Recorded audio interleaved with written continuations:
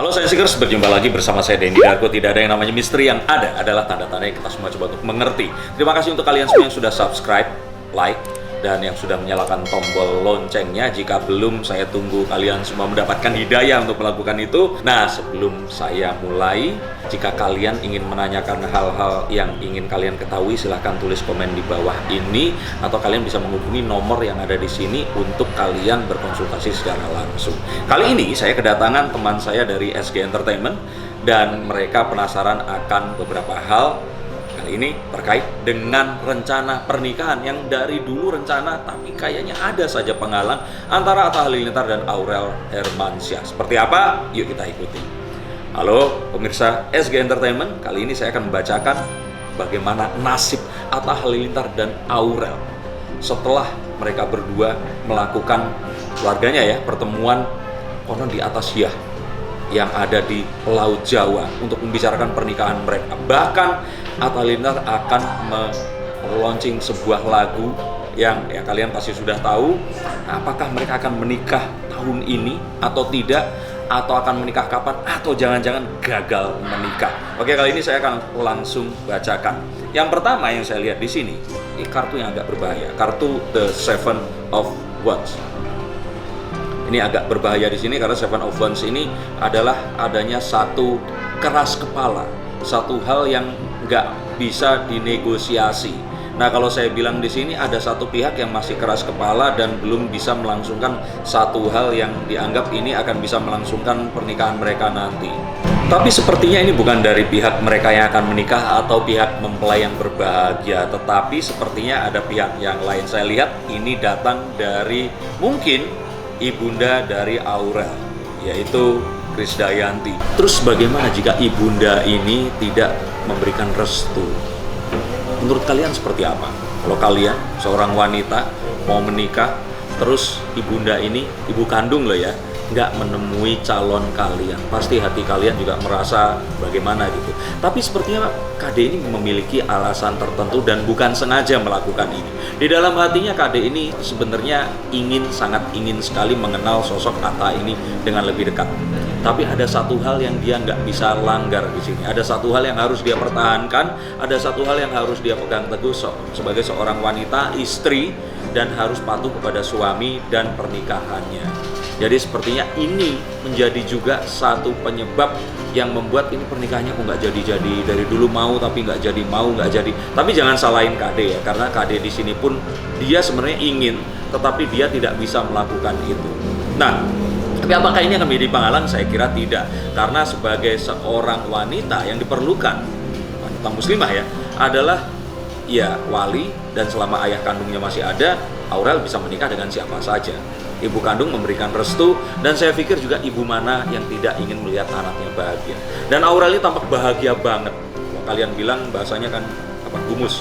Nah, ini kan kelihatan banget bahagia banget, udah sekian lama dan nggak ada tanda-tanda mereka ini berantem hebat atau apa. Kayaknya memang satu orang ini diciptakan untuk yang lainnya, dan saya aja yang melihat awalnya mereka ini settingan, yang terus kemudian nggak percaya mereka akan menikah, tapi ternyata sekarang semua persiapannya mengarah ke situ.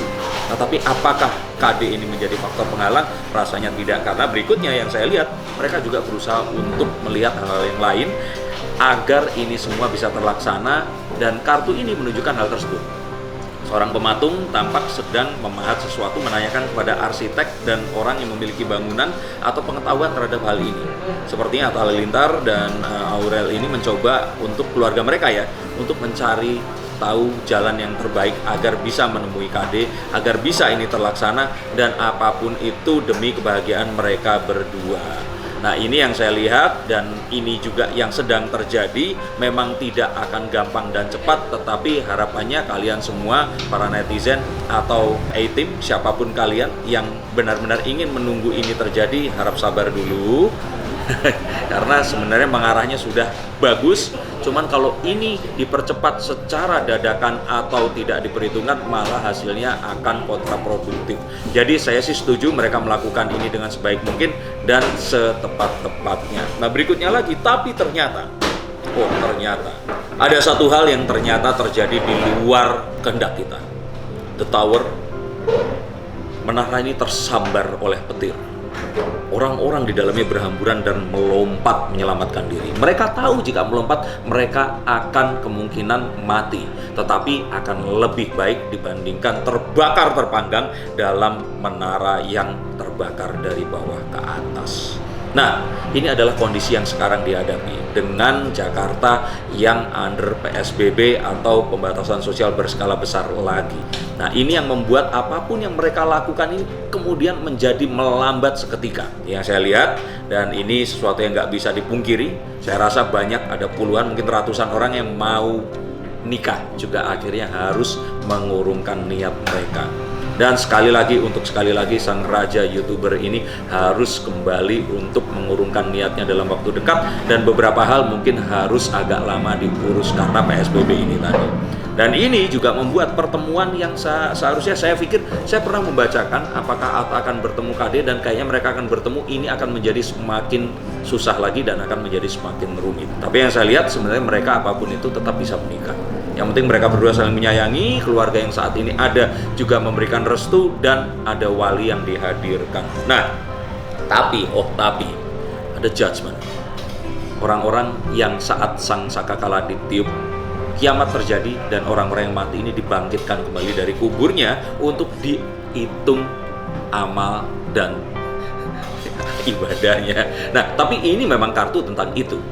Jadi saat satu penghakiman, satu penentuan. Penghakiman dari siapa? Penghakiman dari kalian semua, netizen, orang-orang yang menanti. Tidak dipungkiri bahwa Atta dan Aurel ini juga ingin membuat kalian bahagia, tidak ingin kalian kecewa, segera ingin melangsungkan ini. Dan ini membuat semangat mereka ini berkobar juga, ingin segera melangsungkan hari bahagia ini tadi. Jadi kalau seandainya mereka ini akan menikah, saya pikir hanya kalian yang bisa mendoakan. Bayang, seperti saya bilang, kalau 1/100, saya bilang 1% lebih, 2%. Oh, kalau seandainya 2,5% penduduk Indonesia, bukan 1%, pokoknya banyak lah. Ini ya kan, kalau subscribernya digabungkan itu banyak sekali kan. Mendoakan Atta Halilintar itu kayak seperti tablik akbar mungkin ya. Mereka pasti akan bisa melalui ini semua. Jadi saya harap kalian semua tidak menghakimi mereka, tapi malah mendoakan, karena apa yang mereka akan lalui dan saat ini dihadapi itu juga pelik. Dan kalau kalian ada di posisi salah satu dari mereka pun pasti merasakan yang sama, bingung. Aurel masih menyayangi KD juga sebagai ibu kandung, dan tapi restunya juga dinanti, tapi ternyata susah. Tapi ternyata kondisi sekarang dengan kondisi PSBB seperti ini susah juga untuk melangsungkan acara akad pernikahan. Nah, coba kalian doakan, dan kalau ini berhasil, saya pikir sih kalian akan juga ikut bahagia. Berikutnya lagi, sebenarnya secara finansial, persiapan dan sebagainya, mereka ini sudah siap. Bahkan kalau seandainya besok nikah, mereka pun sudah siap.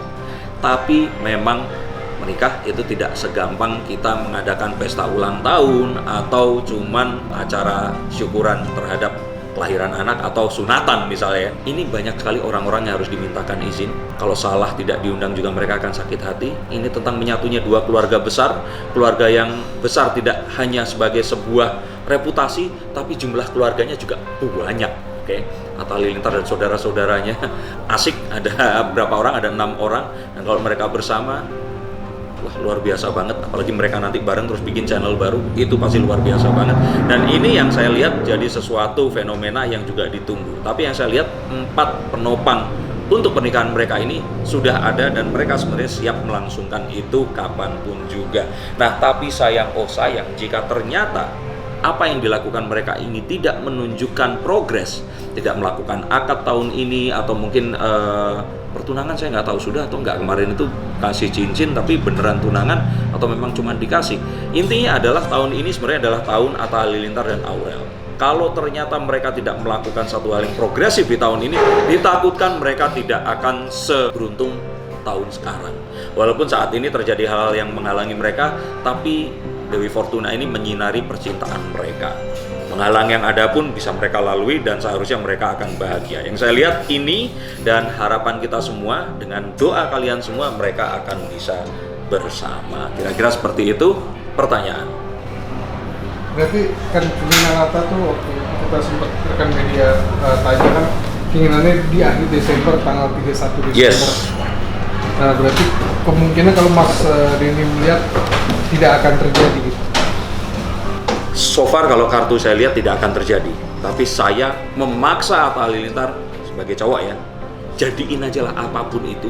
Pokoknya ikat dulu deh. Kalau istilahnya ini untuk mendapatkan satu transaksi ijab dan kabul, DP dulu kayak atau apa gitu loh. Maksudnya tunjukkan niat yang serius dan ini semua akan terjadi. Nekat kayak datang ke rumahnya KD atau gimana, atau misalkan apa, coba lakukan lah. Sebagai ini saran, yuk Atta lakukan ini dan kamu pasti akan mendapatkan kebahagiaan nanti. Nah kalau soal Aurel yang belum mengajak KD Mas, di pertemuan kayak kemarin kedengarannya kan nggak sama KD nih. Kalau Mas lihat sendiri, ini awak media ini suka memframing. Nggak mengajak itu bukan berarti dia nggak mau loh ya. Tapi mungkin saja sudah diajak, tapi Mimi ini tadi kan sekarang sudah jadi Nyonya Raul Lemos. Dan pertimbangannya ada banyak. Dia harus minta izin dan sebagainya. Banyak juga yang harus diurus. Harus juga menjaga hati banyak orang di sini. Saya pikir nggak segampang kayak misalkan kita mau datang ke acara apa gitu. Nah, ini sesuatu yang amat sangat sensitif. Apalagi jika spotlight ini menyinari Atta dan Aurel, sehingga apapun langkah yang dilakukan, ini nggak boleh salah. Apalagi KD ini sepertinya dengan kondisi seperti sekarang ini selalu seakan-akan dipojokkan. Dianggap seorang wanita yang ya kalau dulu kan divonisnya meninggalkan keluarga, terus kemudian membiarkan mereka seperti itu dan sebagainya. Tapi berikanlah pintu maaf, dan mungkin saat ini adalah saat yang paling tepat di mana orang-orang semuanya bahagia dan KD pun pasti juga akan berbahagia. Oke, demikian itu tadi, dan ingat ramalan ini adalah sebuah prediksi. Mungkin saja akan berubah sewaktu-waktu, dan jika kalian ingin mengetahui perubahannya, pastikan tombol loncengnya di sebelah sini atau di atas ya. Kalian nyalakan agar kalian nggak salah sangka dan terus kemudian bilang ini Denny Darko kok mencela-mencela ramalannya seperti inilah ya. Saya memang nggak berpendapat, tapi saya membaca kartu. Dan untuk kalian semua yang sudah menonton, apapun komentar kalian negatif atau positif, bulian atau tidak, saya lebih berterima kasih dibandingkan kalian yang nggak komen sama sekali. Saya nantikan komen kalian di bawah ini, apakah kalian juga mengalami nasib yang sama, mau nikah tapi terus ternyata nggak dapat restu, atau susah banget gara-gara PSBB dan Corona ini. Coba cerita, saya pengen tahu. Sampai video yang berikutnya, terima kasih dan sampai jumpa.